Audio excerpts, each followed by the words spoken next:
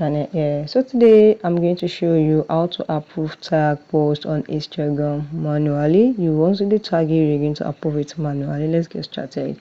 Now I'm going to show you what a tag post means. Now I'm going to do here. You're going to see, let me click on this message now, and this is it. You can see I am in you can see tag you in the post. This person tagged me in my post. How do I accept it manually? Now what I'm going to do is go back now and click on your profile here, then click on this three-line dots, then scroll down until you reach tag and mention. Click on tag and mention. Now what we need to do is approve tag manually. Just click on it and you can click on turn on, and this is it. You automatically approve your tag manually. So guys, it's fine. If you found this video helpful, click the like button, share and comment.